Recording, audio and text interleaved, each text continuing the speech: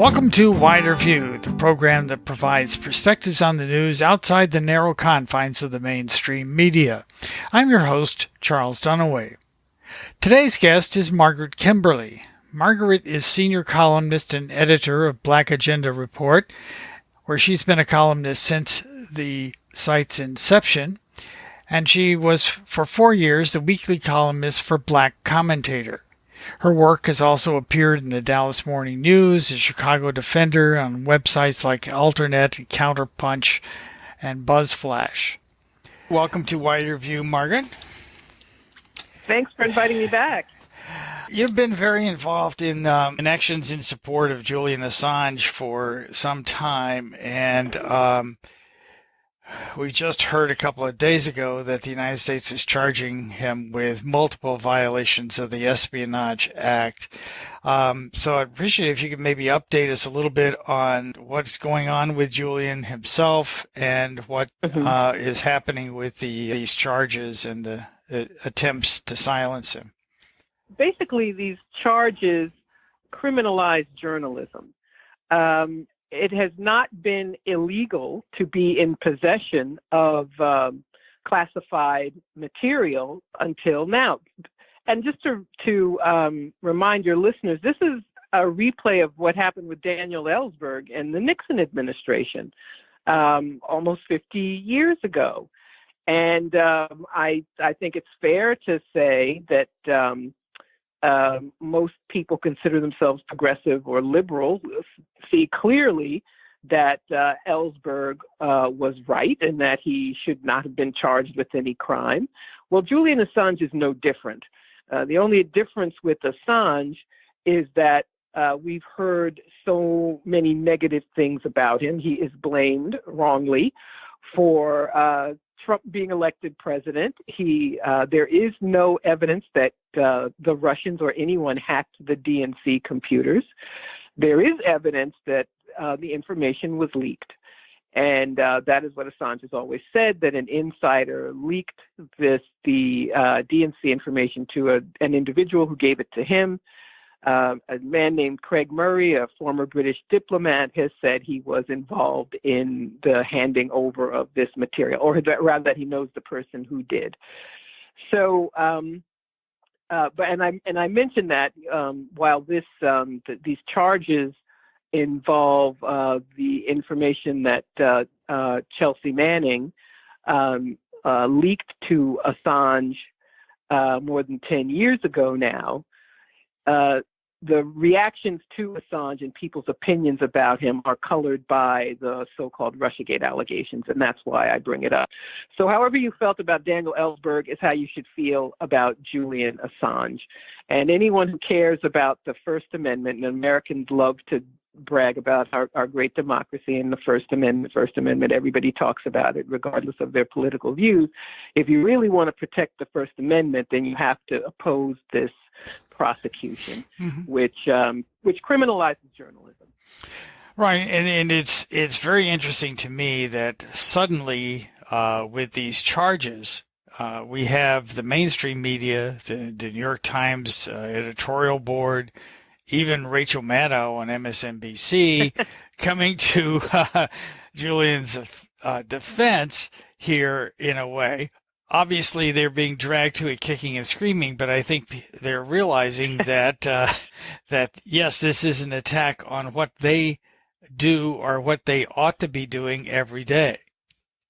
Yes, and that the Times, the Obama administration decided not to pursue charges against Assange. They called it the New York Times problem because they knew that, first of all, many news organizations, the Times, the Guardian, used materials from WikiLeaks and published materials that WikiLeaks had obtained. So if he's guilty, there's a lot of guilty people.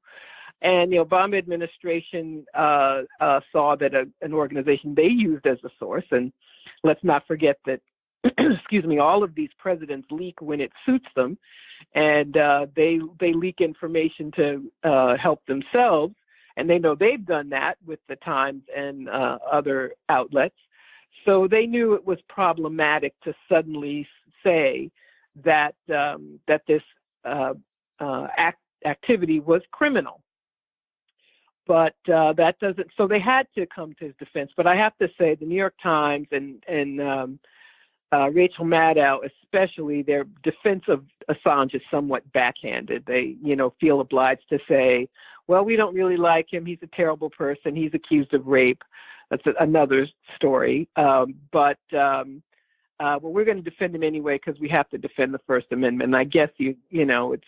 I don't want to look the gift horse in the mouth. This prosecution has to be opposed very publicly. And I would hope that all these journalists will file briefs on his behalf. Also, he can't get a fair trial. This is the Eastern District of Virginia. It's known as the hanging court with the hanging judge, a Judge Brickema. No one is ever acquitted in these cases involving the Espionage Act or accusations of releasing classified materials. Everybody is found guilty. People cannot adequately defend themselves. Attorneys are told that any of the material that they provide to defend their client it's all classified, and they even retroactively classify material to keep people from defending themselves. So everybody's guilty before they even get there. And as far as I feel obliged to discuss the rape allegations as well, I will just say this. Initially, the Swedish prosecutor said he was never charged, by the way. The Swedish prosecutors said there was no cause to pursue the case, and they dropped it without charging him. Then they changed their mind. So they've been back and forth with, yes, we'll investigate, no, we won't. Investigators actually did speak to him in the Ecuadorian embassy in London, still declining to charge him. And the question has to be asked, are these changes in their points of view, are they because of political pressure? And so I think that's something people have to keep in mind, and people have to know that it's kind of murky. And these, yes, we will, no, we won't, yes, we will, no, we won't. One of the women says she does want him to be charged. The other has said she did not. These are issues. These are both cases involving sex that started off consensual, whether he did or didn't use a condom. That's what the charges are about. And I'm not trying to defend any sexual assault, but I think it's legitimate to ask about whether there's been political pressure applied. Right. I think so. The papers are full of this morning of the same mainstream media now seemingly causing an uproar here because Trump's latest move to declassify things related to the Russiagate investigation are now being, the Times is full of stories about how, this could disrupt the CIA, and, how are we going to be safe if the CIA has secrets all the time? Can't keep their secrets, and what will happen, which I can't help but find somewhat amusing. Yes. That's an understatement. Yes. One of the unfortunate things about Russiagate is that people who should know better have been defending intelligence agencies, and progressive people should never defend the FBI or the CIA or the NSA ever. These are organizations that, our stupid Secretary of State, Mike Pompeo, admitted what we already know, that the CIA lies, cheats, and steals all the time. He blurted this out in a public speech about a month ago. And that's the only truthful thing he says, frankly, was admitting their criminality. So that is what we must remember about these agencies. And to see progressives in their zeal to get Trump, to talk about why we need to defend these intelligence agencies is frankly very sad. And we need to get to the bottom of Russiagate and how this investigation began. Basically, it began. It's a funny thing. The people who involved foreign intelligence agencies in the 2016 campaign were the Democrats.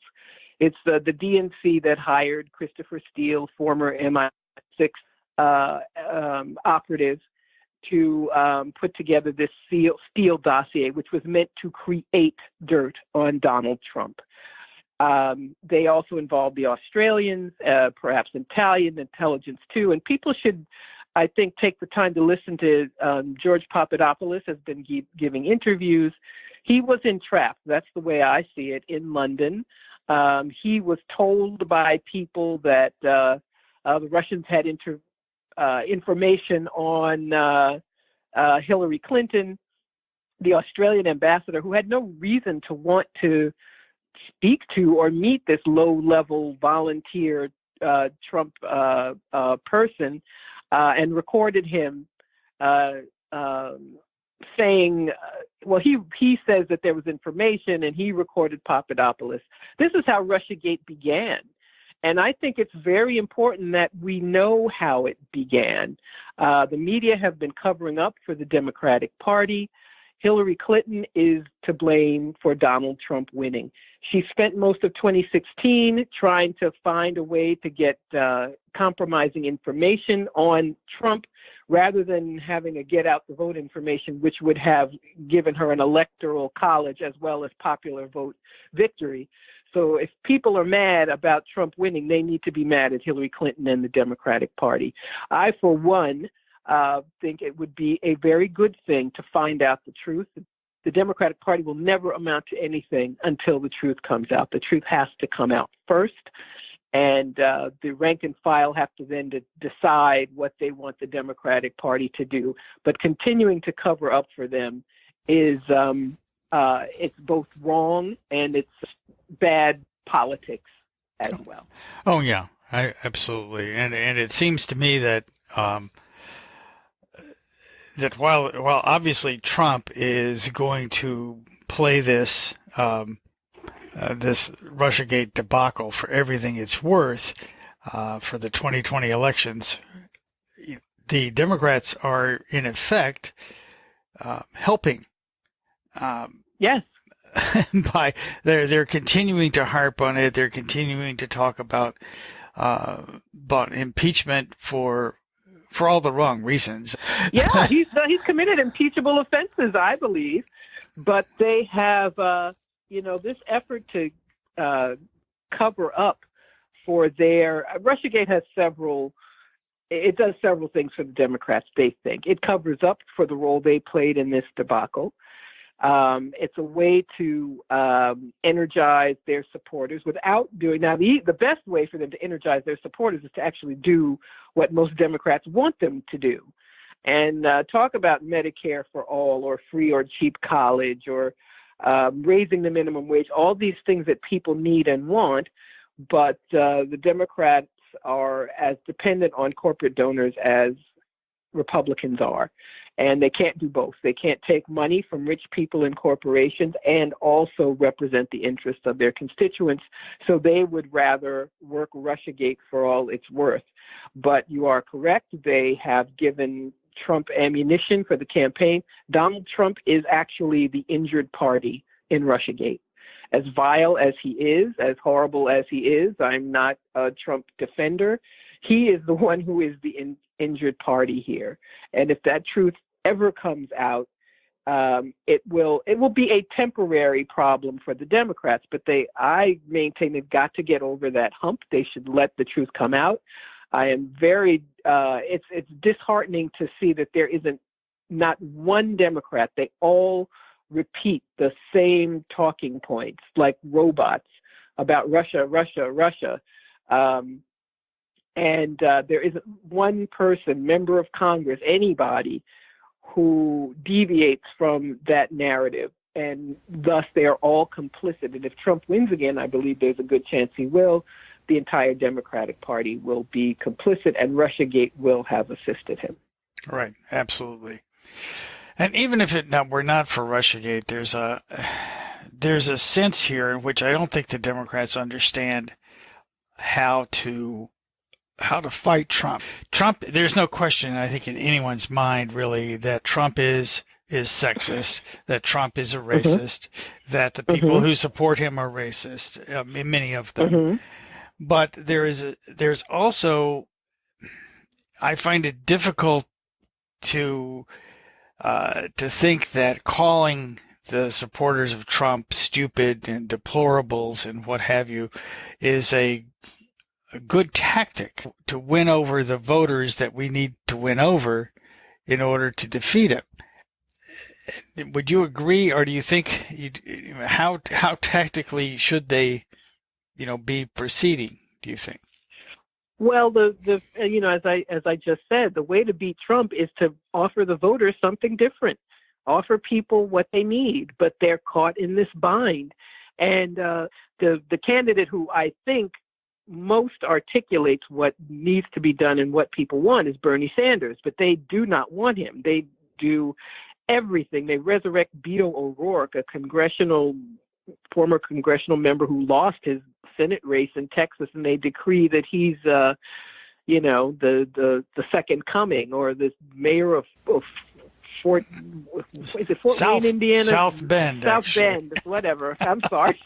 I don't mean to dismiss the state of Indiana, but it's just ludicrous to me that these people are being promoted, but they do all of this to try to keep Bernie Sanders, who I do not doubt for one moment would beat Trump.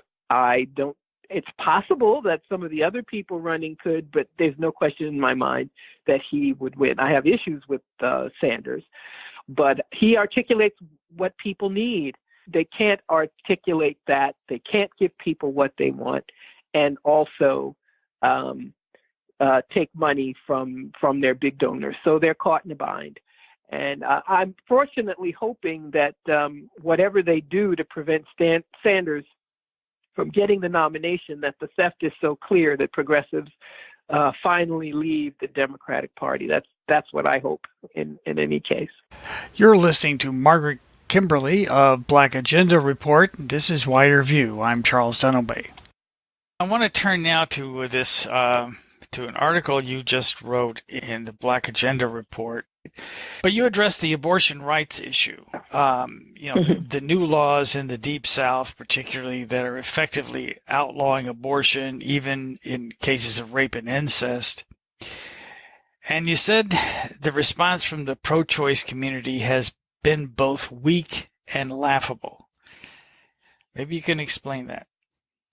Sure. People don't know how to organize anymore. This is something that would have to be relearned, but it's possible.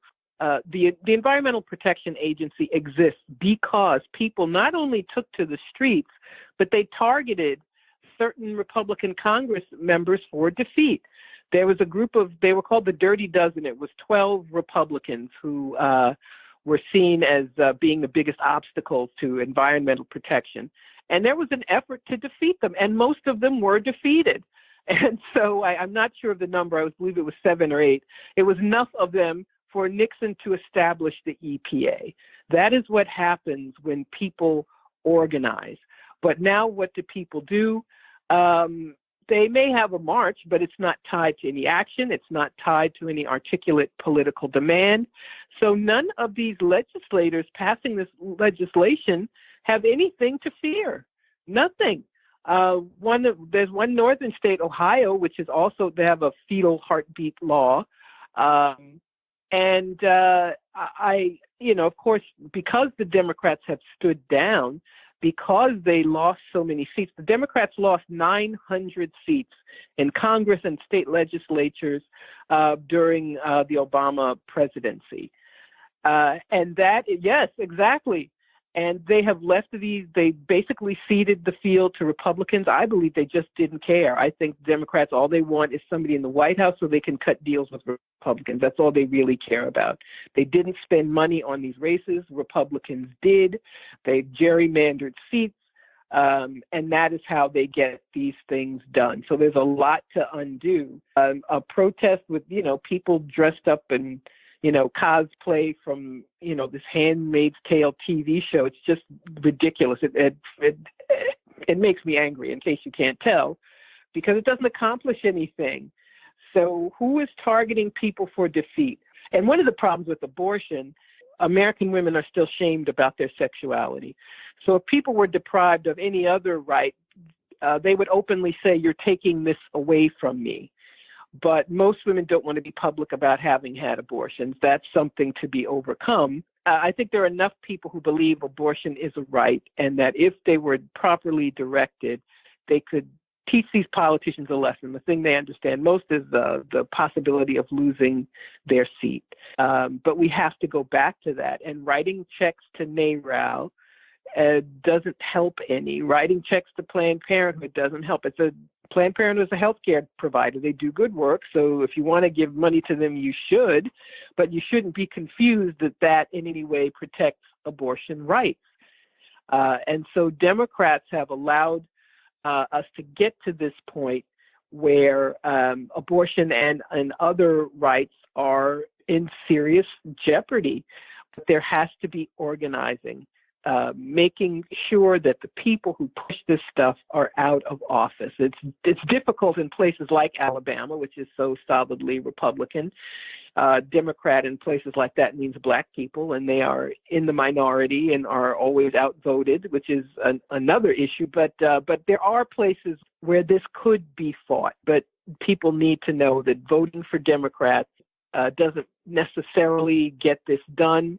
And not taking on the Democratic Party and not confronting them over their failures, over their refusal to put money into these races and to lose all these seats over the years. There are places like Ohio and Michigan. They don't have to be Republican. They don't have to have Republican-controlled legislatures. But that will happen if Democrats just give these places up and just write them off. Right. I mean, there's been... Democrats, at least officially, have sold protecting abortion as the Supreme Court, only the Supreme Court. And so that means that we need to have a Democrat in the White House. And it doesn't matter which Democrat, any old Democrat. By losing all these state legislatures, they now allow all the states to enact these laws, but also these are the same Republican state legislatures that are putting up all the voter ID laws and restrictions on voting and the arcane gerrymandering of districts to ensure that minorities do not, have a majority anywhere. It was all, it seems to me, set up so that we would have to elect a Democratic president, and they ignored everything else. Exactly. And that's because they don't care. They don't care. They just don't. And but putting faith in them, and also all they push is voting. They don't talk about anything else. They don't want people to be active because people might turn that activism into opposing some of the things they've been up to. But yeah, you're right. It's just, well, we need a Democratic president. We need Democrats to control the Senate and get Democrats appointed to federal judicial appointments. And I'm for that. I am for that. But that strategy has gotten us Trump in the White House, a Republican-controlled Senate. They want these cases to go through the federal courts and to the Supreme Court, which now is a Republican majority, and they can strike down Roe v. Wade. But Roe v. Wade being struck down doesn't have to be the end of abortion either. There were states here in New York where I live, abortion was legal before Roe v. Wade. So what we're looking at is a situation where, there would be abortion access in one place and not in another, which is not something good. But I believe this is entirely winnable. It's entirely doable. But people have to relearn activism, stop depending on the Democratic Party. And if you are going to remain a Democrat, the least you can do is call them to account for getting Trump elected, for allowing these seats to be lost. So many things that we're suffering from now are the fault of the Democrats. Yeah, I really liked your line in your article where you said that, if we're going to have a protest, we need to ban the Democratic Party from participation, which absolutely I certainly agree with, because I think we've seen so many potential movements over the last few years just turned into nothing more than get out the vote efforts for the Democrats, and in large proportion for Democrats who really don't care about whatever the issue was that people were protesting. Exactly. Exactly, they don't care. And Yeah. if you want to talk about foreign, you mentioned foreign policy, you can forget it. There's a bipartisan war party consensus, and we've been told that we have to ignore that too. We can't ask Democrats. We have to live with politicians who may be progressive in domestic policy, but who will vote for war or someplace else in the world. And we don't have to put up with that either. That's why there is no opposition in Congress towards the Trump administration and their regime change efforts and threats against Iran and Venezuela. Mm-hmm. No. The Senate can't even get a bill out of committee to require that the Constitution be followed before any war with Iran. I mean, even something as simple as that, just asserting that Congress. Of course not. Yeah. Of course not. But they don't want to do it. And it's interesting to me. It's always, well, you've got to come to Congress before you start a war, instead of members saying we're against war, and even if you do come to us, we're going to say no. So it's a mealy-mouthed, double-talking effort anyway. The other problem now is the sanctions. Sanctions are war by other means. So a group of Democrats wrote a letter about Venezuela, and all they said is we oppose military intervention. But sanctions are also war. A recent study indicated that at least 40,000 Venezuelans have died because of U.S. sanctions, which have deprived people of food, deprived people of medicine, deprived people of the ability to get organ transplants. Sanctions have deprived, same thing with Iran. Because U.S. sanctions, the U.S. doesn't just sanction the target nation, they target anyone else who won't go along. So that means that no country will do business with Venezuela, that no country will do business with Iran. The Europeans especially are a bunch of cowards. They just go along. China and Russia do a little bit to circumvent, but not a lot. And so we should be clear that sanctions are also war and need to be opposed just as much as sending in the Marines. Absolutely. We are about out of time. Is there anything that we haven't discussed that you'd like to make sure that we cover? I was just touching on foreign policy. People need to be equally progressive about foreign policy, and not think that they have to live with this divide. We cannot be afraid of making demands of all politicians. It can be about making a statement in support of Julian Assange or opposing these charges against him. And I think people need to be just more assertive in our political life, and not to be roped into thinking that voting for Democrats is the way. The way to oppose Trump especially is to first confront the Democrats. That's the first thing. The resistance has to be against the Democrats first. They literally put Trump in office. People should be unafraid to leave the Democratic Party because of their failures. I think propping them up is the wrong way to go. We need a real People's Party, a real Labor Party, a real anti-war party, and to be unafraid of this spoiler status, and put in people in office who will really represent our interests. And thank you, Margaret Kimberley, for joining us on Wider View. I really appreciate it. Thank you. Thanks again to Margaret Kimberley for speaking with me today. You can find a link to her blog and her articles on Black Agenda Report in the show notes at widerviewradio.podbean.com. The views expressed on Wider View are those of myself and my guests and may not reflect the views of the management of the radio station to which you're listening. Our aim is to provoke you to think outside the box and question the narratives you hear from the mainstream media and our national leaders. I hope we are succeeding. Your comments and questions are welcome. Please direct them to widerviewradio@gmail.com. I'm your host, Charles Dunaway. Thanks for listening.